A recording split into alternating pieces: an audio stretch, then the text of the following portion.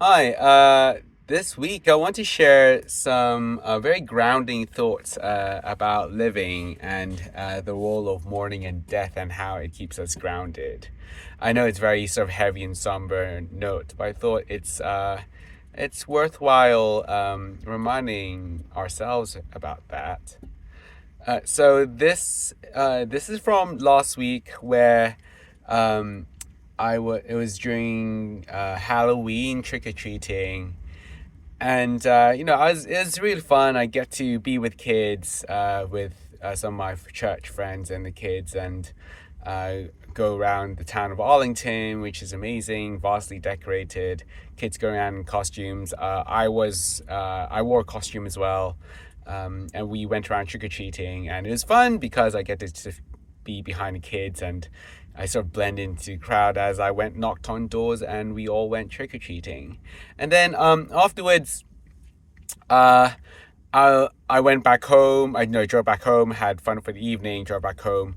I was back in my own town of Cambridge in Central Square, and I thought, oh, well, I'm just like, since I have a costume on, why should I waste it? And so I just went around at this time by myself, obviously as an adult without any kids, right? And went around trick or treating, and got a bit of a weird stare going on around, and I was a bit disappointed, but that's okay. So I was thinking about the whole thing about, oh, why don't adults get to do trick or treating by themselves, and why can't we be kids as well? So that was a like big thought I had for that week, until I on 2 days, a Thursday morning, I ran into one of my close gym friends. His name's Kuldeep, and he was asking how my week was. So I told him the whole thing about the whole trick or treating thing and the question I have why adults aren't allowed to trick or treat by themselves. I think they should. I was just rambling on as if it's the most important thing in the world, right? I then asked, "Oh, so how was yours?" And there's a big turn in the tone. He talked about, sadly, some of his close relatives. I think it is his aunts. Had this illness around cancer and isn't really doing too well.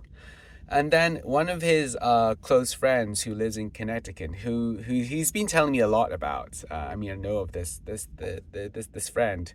Um, he's also has Alzheimer's and just not doing as well, and the condition has deteriorated.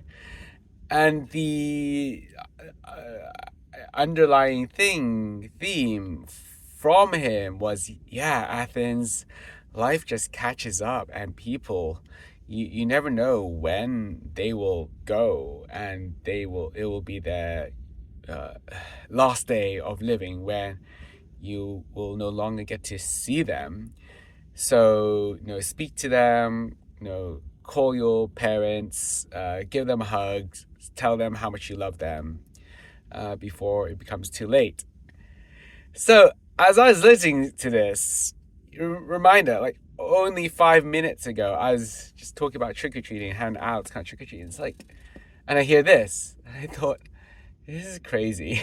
It really grounded me on all the questions about life and so forth, and um, how we think about sort of other people's lives.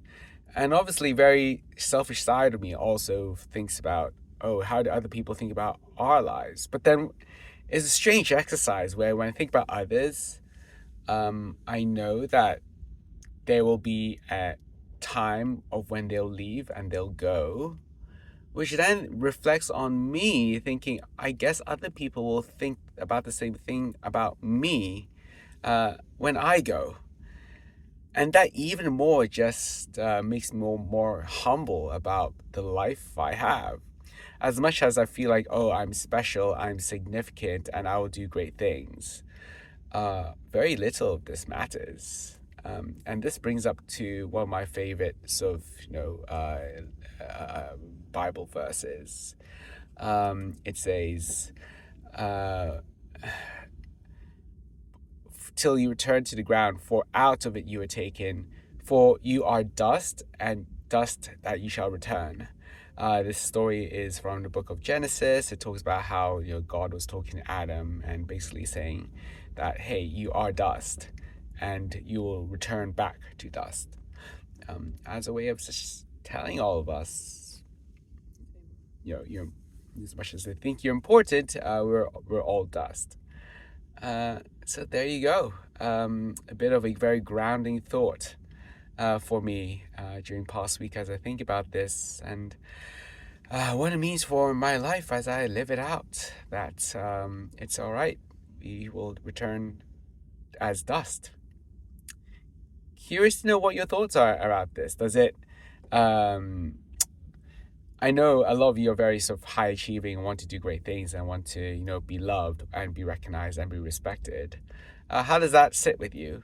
Does that make you even more so want to strive for those things, or does it sort of pull you back a bit and just reflect on life? Curious to know your thoughts, and please comment below. And until next time, we'll see you again. Have a good day. Bye.